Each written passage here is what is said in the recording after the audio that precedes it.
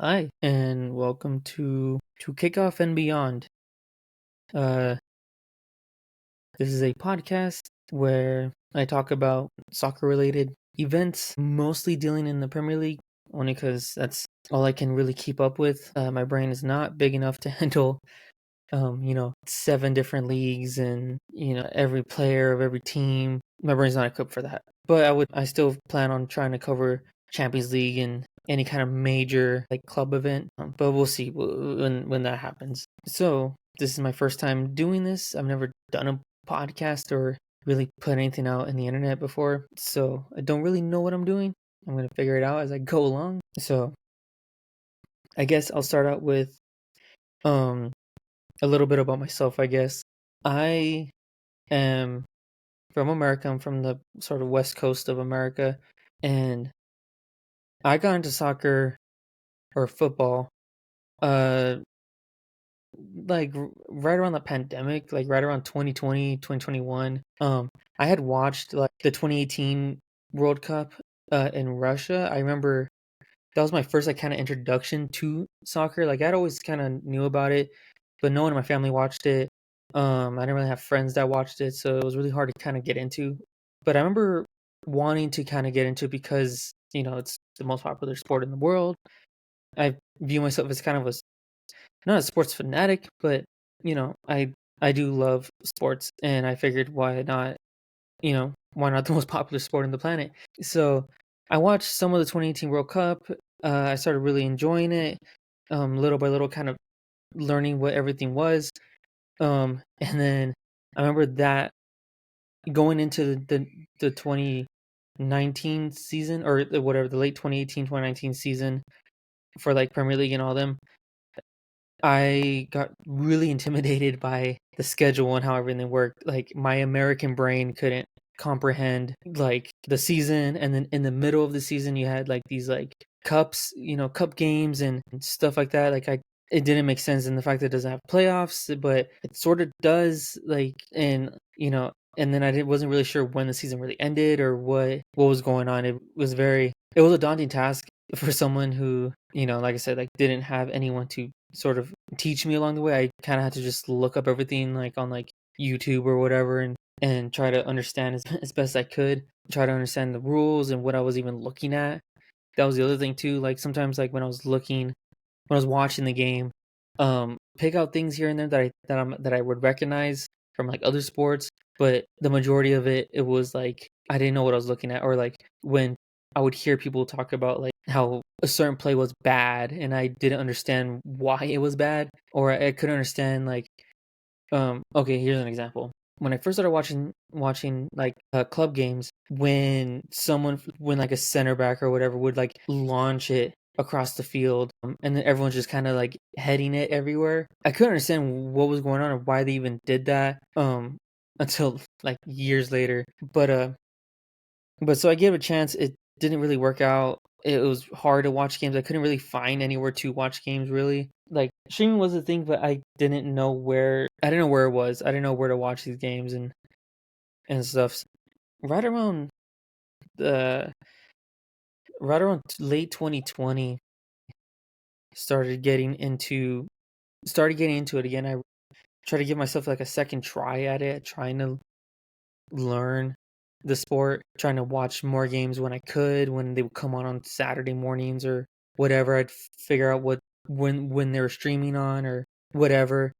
And and then I just sort of slowly started watching the games. I started kind of understanding more, started understanding what the teams were. That's the other thing too. I don't know if this is just me, but like that was another thing that really threw me off was that like in like American sports like the NFL or the NBA, like teams are named firstly by like the where they play at. So like the Los Angeles Lakers, right? Or like Boston Celtics, like New England Patriots, or so on and so forth. In soccer or football or whatever, uh, it's like just Chelsea.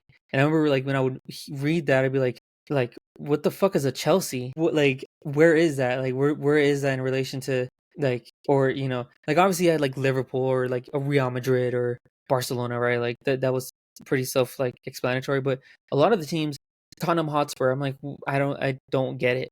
I don't get what Tottenham Hotspur is. or what it's supposed to mean or whatever. But again, I think that just comes from my like American sports viewpoint. Yeah. Anyways, so late 2020, I start trying to catch more games here and there, starting to get more into it, really, really trying to learn it on my own.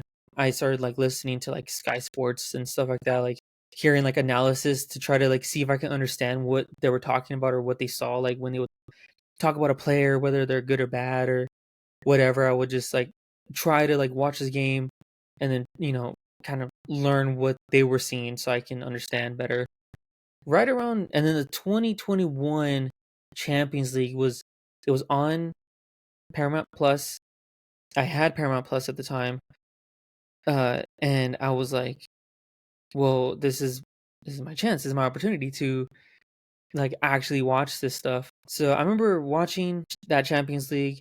Funny enough, I had my then girlfriend, now wife. We're watching it together. She doesn't really watch sports really, so I didn't really have a team to root for because I'm not from Europe. So I had asked her to just pick a team. We watched a whole bunch of. It was like during the group stages, so it was a bunch of teams playing at the same time. So I was just kind of flipping through like 4 different games over the course of like 2 days and just telling her like, hey, pick a team and we'll follow them through the tournament. And she had picked Real Madrid. So I'm like, okay. So we started watching them, started learning that around that time they had, an older Karim Benzema, they had a very young Vinny Jr., stuff like that, and Luka Modric and all that. But I would be like listening to these like sports analysts and they would all be like, they're not going to win this year. This is Man City's year or Liverpool. And so I was like, well, I didn't really care all that much,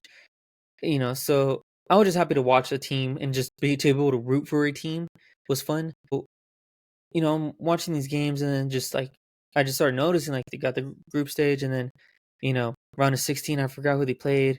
I think it was Chelsea. And then they made it to the finals, and it's like every step of the way from like from the knockouts to the quarterfinals, the semis, and then the finals. Like each step of the way, I vividly remember like every sports analyst saying like this is where the dream stops. Like when they played against Man City, it was like this is where the dream ends, and you can't run on hope. And Real Madrid kind of like said, well, too bad, we're Real Madrid, so we're just gonna win. So since then, I become like a pretty diehard Real Madrid fan, even with never have been to Spain or Madrid. But who knows? Maybe one day that'd be fun. But after watching those Champions League games, it really sparked. Like I started understanding everything. It was kind of weird how everything kind of clicked into place watching that Champions League year. Because then the following year, I saw when the season started up, and I'm like, okay, I'm ready this time.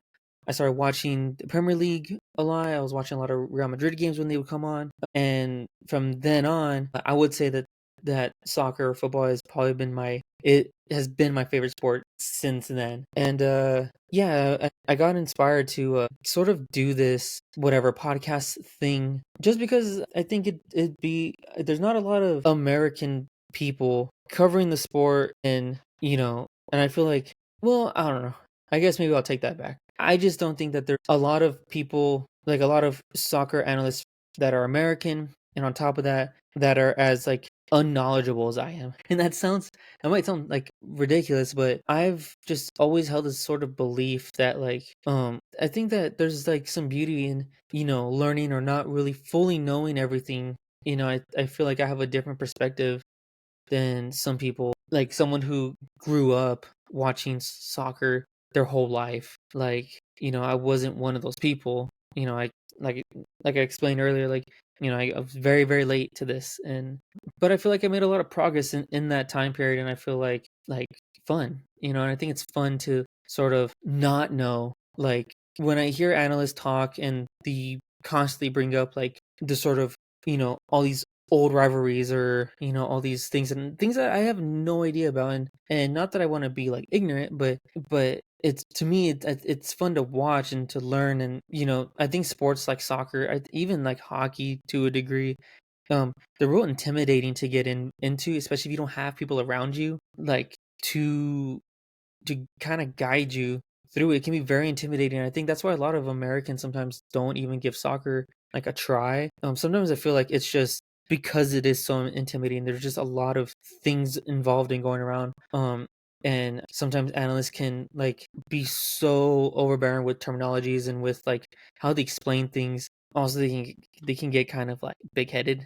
I've noticed, so some of these guys like or very reactionary, and it's sometimes it can be hard to follow things when like I don't know. As an example, I guess like Manchester United would like do really well for a little bit, and these analysts will say some ridiculous claim, and then they'll lose a game, and then it'll be like the end of the world, and it's how it's bad, and the manager needs to get sacked, and they need to transfer these players and get these guys, and it's like a whole thing. And like I said, as someone who's learning about all this, it was really hard to kind of make heads or tails of a lot of these people and what they're talking about, because for one, I don't know who they are. Like, because I wasn't watching in the 2000s or the 90s or the 2010s or whatever. So a lot of these analysts, I don't know their resume. I don't know what they played position or what they're knowledgeable in or not. But yeah, so I just kind of figured that it would be fun to sort of make these kinds of like podcast video things, kind of showing my perspective of what I watch and how I feel about some of these, what's going on in the Premier League or whatever. Um, uh, and I don't know, maybe the way I interpret it or the way I talk about it, maybe get someone who wasn't, maybe was a little intimidated by it, didn't know where to turn to. I would love to sort of be that sort of introductory point where someone who maybe wants to watch soccer or give it a try, maybe they can stumble upon this thing, and then from here, then they can go and move on to like, people who actually know what they're talking about. And then they can like surpass me and really become knowledgeable and not just be like, I don't know, like how I am. So that's kind of, I don't know, I guess that's my like mission statement or whatever, is to sort of, I don't know, bring a more relaxed, not so hot takey vibe, I guess. Like I'm not a very I don't get very animated. Some people will find that very boring. I'm sorry. It's just not who I am. I can't, like, when teams lose, I can't lose my head and, do funny things. But I don't know, maybe you like that. Maybe, but only time will tell whether this works or not, or even pans out. Regardless, I think it's fun. I want to give this a try. So I guess I'm gonna give it a try.